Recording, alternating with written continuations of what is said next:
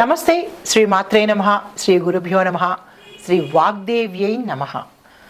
మనకి ఖగోళ శాస్త్రంలో దృక్పంచాంగంలో మనకి ఎప్పటికప్పుడు గ్రహాలు మారుతూ ఉంటాయి. ఈ రాశి నుంచి ఆ రాశికి ప్రతి 2.5 రోజులకి, కొన్ని రాశులైతే ప్రతి నెలలకు 45 రోజులకు, ఇలా వాటి యొక్క గమనాన్ని బట్టి ప్రతి నిమిషము మారుతూనే ఉంటాయి. గ్రహము అంటేనే చెరించేది అని అర్థం అన్నమాట. అయితే ఇప్పుడు మనకి చాలా అరుదుగా సంభవించే చంద్రమంగళ యోగము గురించి ప్రస్తావించబోతున్నాము.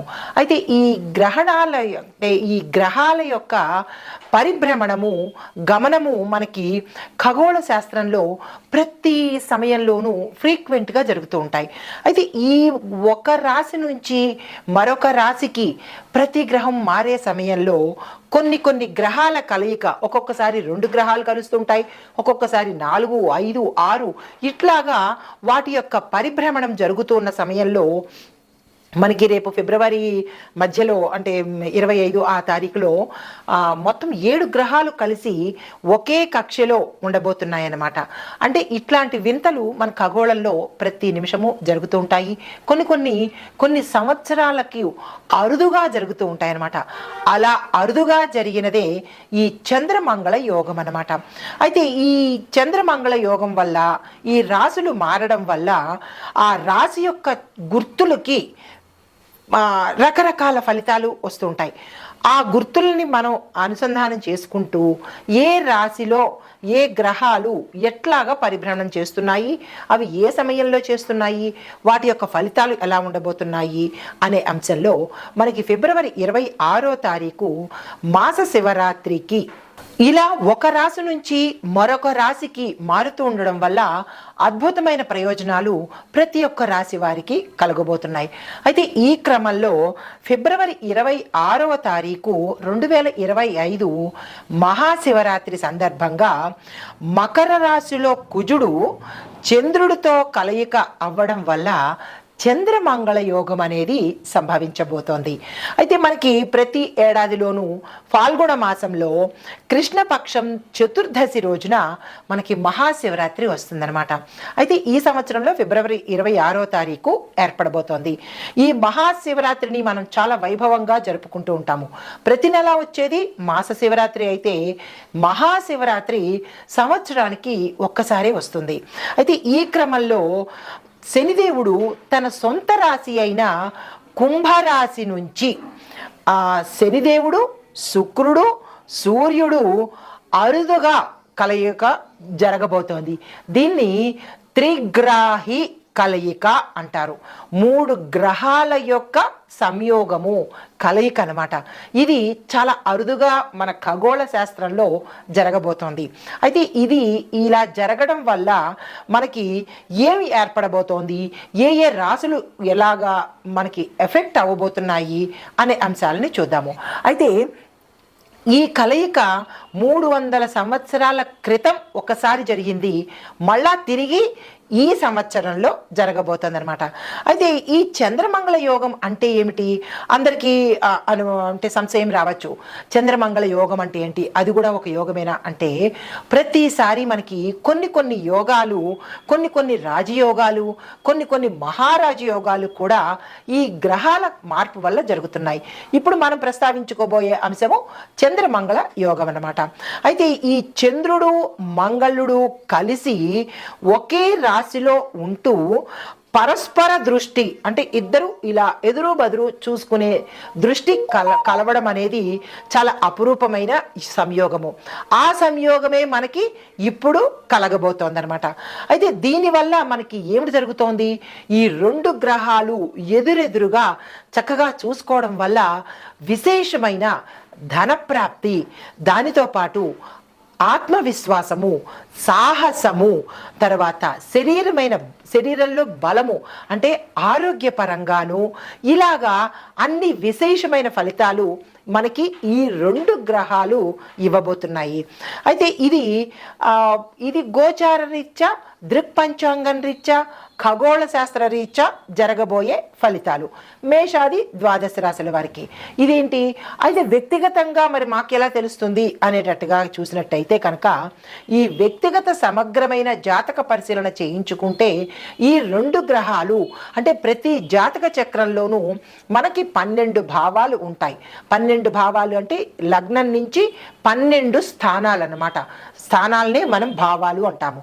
ఈ స్థానాలలో ఈ ఇద్దరి కలయిక ఏ స్థానంలో కలగబోతోంది. మొదటి స్థానం మనము లగ్నం అని చెప్పుకుంటాం. తను భావము అంటే తన యొక్క భావము, రెండో భావము, మూడో భావము, ఇలా ఒక్కొక్క భావానికి ఒక్కొక్కళ్ళు.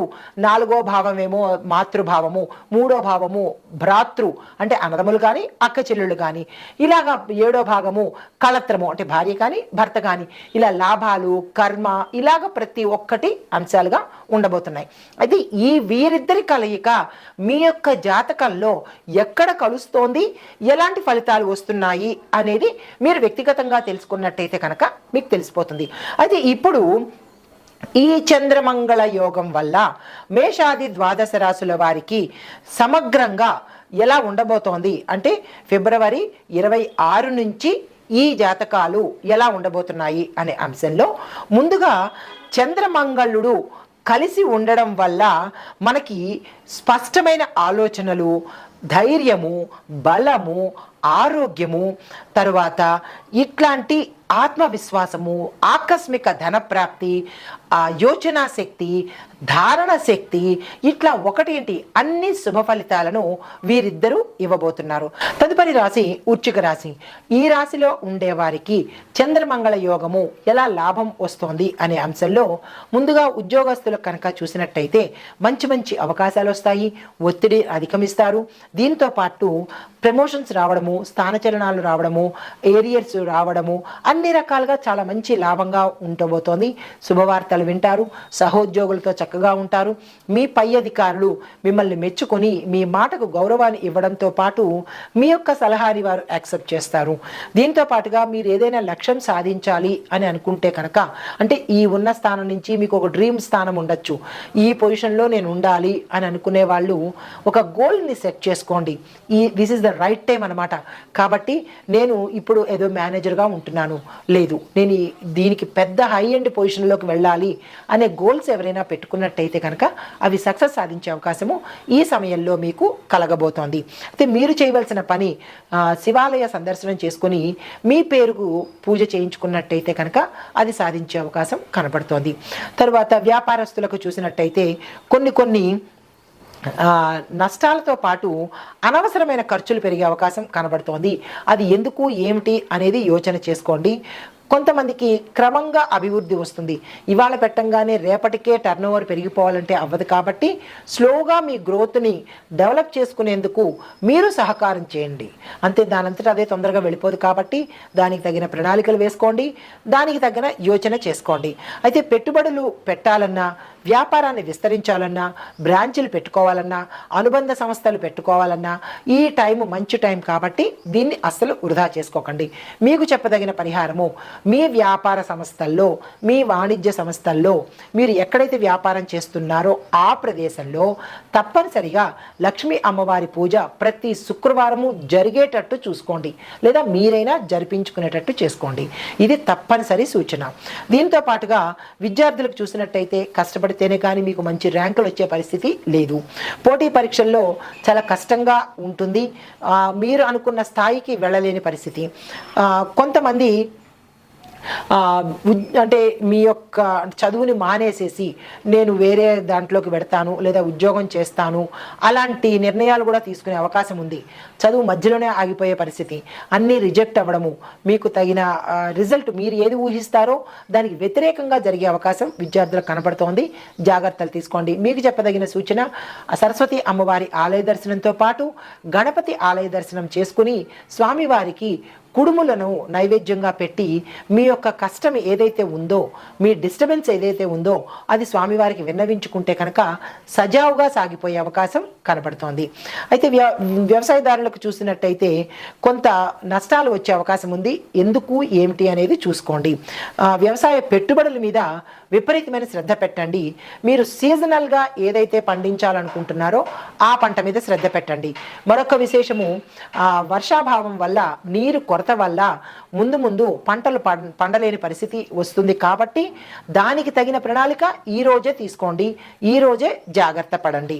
మీకు చెప్పదగిన సూచన, కాలభైరవాష్టకం తప్పనిసరిగా చదవండి, భూమాతకు పూజ చేసుకోండి. తరువాత ఐటీ రంగంలో ఉన్న వారికి చూసినట్టయితే కనుక కొత్త ఆవిష్కరణలు చేయడానికి మీరు ఈరోజు ముందుకు వెళ్ళండి. దీంతో పాటుగా టెక్నికల్గా కూడా మీరు గ్రోత్ అవ్వాలి అంటే కనుక this is the right time, ఆ ప్రయత్నాలు చేసుకోండి. కొంతమందికి లేట్ అయ్యే పరిస్థితి గోచరిస్తోంది. ఆ లేటుని మీరు యాక్సెప్ట్ చేయండి, అంతేగాని లేట్ అవుతోంది అని వెంటనే ఏదో నిర్ణయాలు తీసుకొని రివర్ట్ బ్యాక్ లాగా మీరు వేరే స్థానానికి వెళ్ళిపోవడము, లేదా ఈ ఉద్యోగాన్ని వదిలేసుకోవడము, అలాంటి తొందరపాటు డెసిషన్స్ అస్సలు తీసుకోకండి. సానుకూలంగా స్పందించడం నేర్చుకోండి, అంతే తప్ప అగ్రెసివ్గా హేస్టీ డెసిషన్స్ తీసుకోవడము, కోపంగా ఉండడము, ఇలాంటి ప్రయత్నాలు చేయకండి. మీకు చెప్పదగిన సూచన, మీరు మెంటల్గా అంటే మీరు స్ట్రెస్ ఎక్కువ తీసుకొని కొంతమందికి విపరీతమైన పరిణామాలు చోటు చేసుకునే అవకాశం ఉంది. కాబట్టి బ్రెయిన్కి ఏది తీసుకోకండి, ఆరోగ్యాన్ని తప్పనిసరిగా కాపాడుకోండి.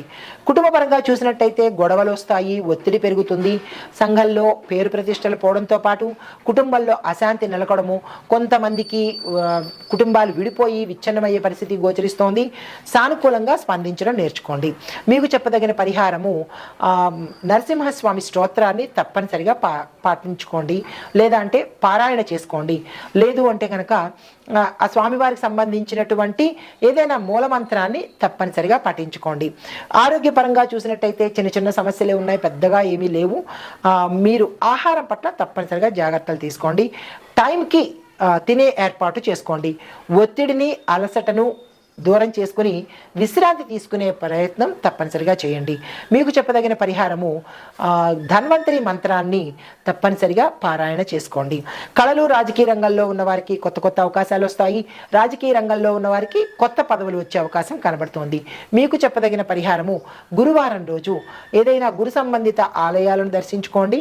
అక్కడ ఆ ఆలయంలో యథాశక్తి దానం కనుక ఇచ్చుకున్నట్టయితే మంచి ఫలితాలు పొందే అవకాశం కనబడుతోంది. తరువాత సమగ్ర విశ్లేషణ ఏంటంటే, ఈ సమయంలో వ్యాపారస్తులకు, ఐటీ రంగంలో ఉన్న వారికి చక్కగా ఉంటోంది. మీరు శ్రద్ధ పట్టవలసింది ఆరోగ్యం పట్ల. ముఖ్యమైన పరిహారాలు ఇందాక చెప్పినట్టు కాలభైరవాష్టకము, ధన్వంతరి మంత్రము తప్పనిసరిగా చదువుకోండి. నల్ల మినుములు, నల్ల నువ్వులు దానంగా ఇచ్చుకోండి. అయితే ముఖ్యమైన సూచనలు మూడే ఉన్నాయి. ఒకటి, ఆరోగ్యాన్ని కాపాడుకోండి, స్ట్రెస్ని దూరం చేసుకోండి, కాన్ఫిడెంట్గా ముందుకు వెళ్ళండి.